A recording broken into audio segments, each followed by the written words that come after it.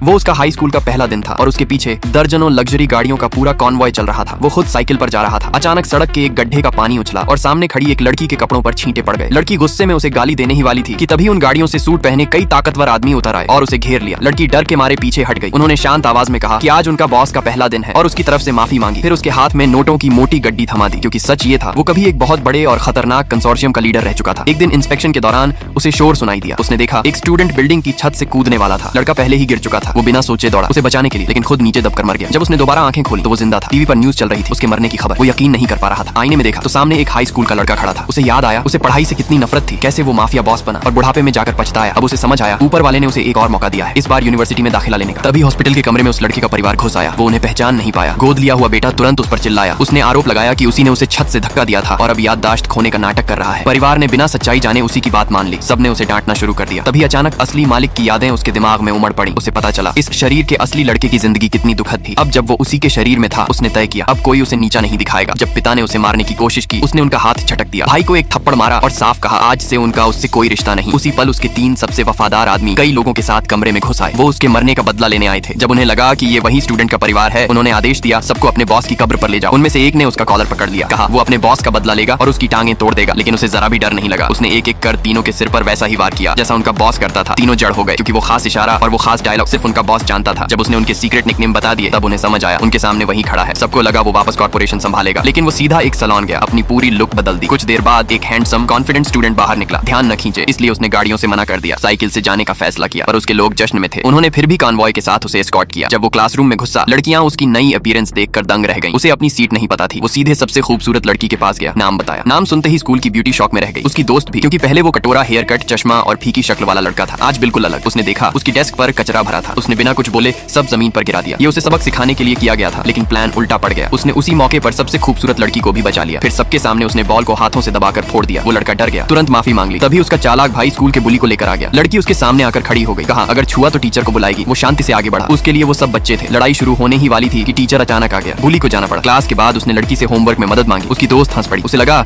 ये सिर्फ पास आने का बहाना है। कहा उसके बहुत सारे चाहने वाले हैं। बुली ने ये सब देख लिया। वो बर्दाश्त नहीं कर पाया, सीधे उसके पास आया सबक सिखाने। उसने चैलेंज मान लिया। लड़की ने उसका हाथ पकड़ लिया, रोकने की कोशिश की। उसकी ये चिंता देखकर बुली और भड़क गया। उसने लड़की को शांत किया और खुद उसके पीछे चल पड़ा। एक अंधेरी गली में बुली ने सबको हमला करने का इशारा किया, लेकिन वो एक एक कर सबको गिराता गया। तभी लड़की टीचर को लेकर लौट आई। जब टीचर ने देखा कई लोग एक पर हमला कर रहे थे तो वो तुरंत गुस्से में आ गया। मामला गंभीर मानकर उसने सबके पेरेंट्स को बुलाया, क्योंकि उसने अपने परिवार से रिश्ता तोड़ लिया था। उसे अपने आदमियों को कॉल करना पड़ा। किसी को उसका पिता बनकर आना था, लेकिन असली पेरेंट्स पहले ही पहुंच गए। बिना कुछ सुने उन्होंने उसे घुटनों पर बैठने और माफी मांगने का आदेश दिया। उसे बिल्कुल फर्क नहीं पड़ा। जब वो उसे मारने ही वाले थे तभी उसके 3 सबसे वफादार आदमी दरवाजा खोलकर अंदर आ गए।